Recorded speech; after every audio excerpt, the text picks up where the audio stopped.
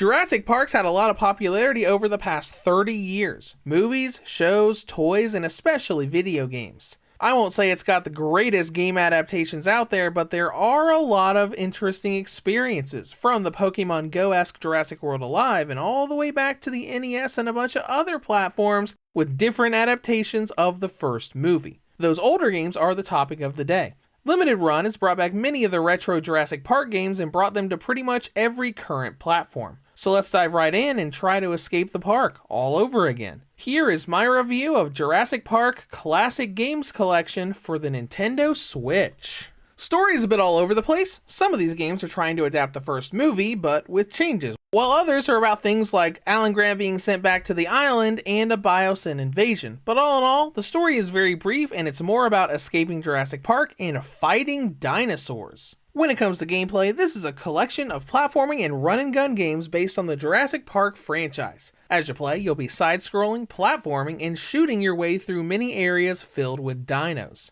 Being a collection, we have 7 games in total here. We've got the NES, Sega Genesis, Super NES, and Game Boy versions of Jurassic Park, the Super Nintendo and Game Boy versions of Jurassic Park 2: The Chaos Continues, and the Sega Genesis game Jurassic Park Rampage Edition. This is a good number of games, though it's worth noting that there are some versions of Jurassic Park not here. Most notably for me is the lack of the Game Gear version, as I was expecting that when they announced that the Sega games were coming. It's also worth noting that these games are feature for feature the same as they were back in the day, all the way down to 2-player modes being supported by the Switch's local multiplayer, and many of the cheat codes that you could use back in the day can still be used here, like the ability to skip stages in the Game Boy version of JP2. Next, let's talk about new features. This collection does have some interesting emulation options. You can change the resolution, add a CRT filter, and pull up maps for some of the games so you know where to go. There's also a save state function and rewind feature, though these are a little more limited than they should be.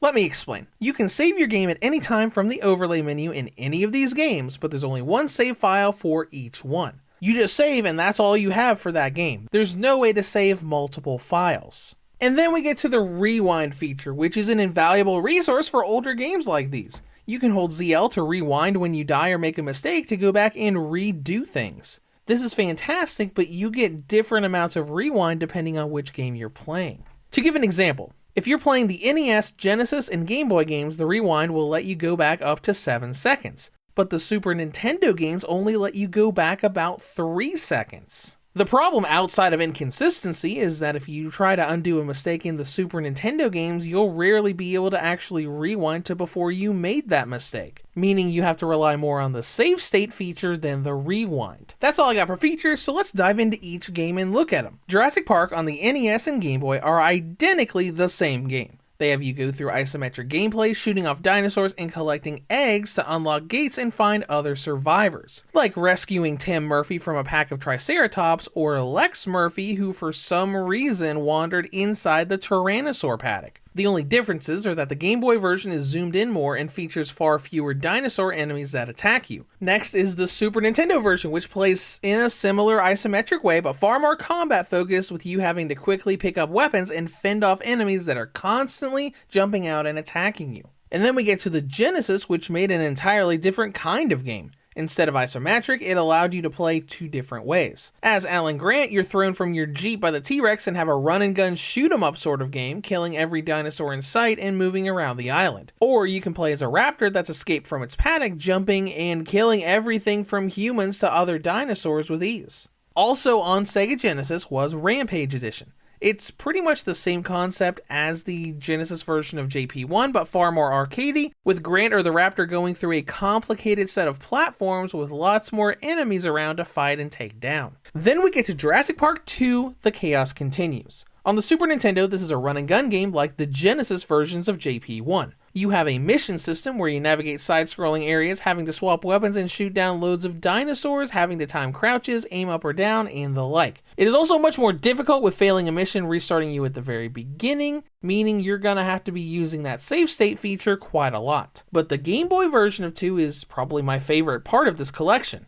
It was very different and mostly just a 2D platformer. You go through stages, collect keys to get out, and find occasional boss stages to fight off pterosaurs, a giant squid, and Rexy. It's very user-friendly, has a different pace, and feels like a fun little adventure. Not that the other games aren't fun, but it felt very different and more in tune with its hardware, as opposed to the Game Boy version of JP1, which was less trying to make a good Jurassic Park game for the Game Boy, and more let's just try to cram the NES game onto the Game Boy. Now, all of these games are fun to play through. I wouldn't call them great games, as most movie tie-ins are pretty terrible, but I had fun with them as a big Jurassic Park fan. That brings us to content and length. This will depend on how much you enjoy these games. Each one will not take you more than an hour or so to complete, well, if you know what you're doing. But having 7 games here, 6 if you count the Game Boy and NES JP1 as one game, it's not too bad. Next up is presentation, and everything looks great. All the pixel art looks unique, especially when you get to the Genesis games with that great T-Rex intro and just the shading and colors they use for everything.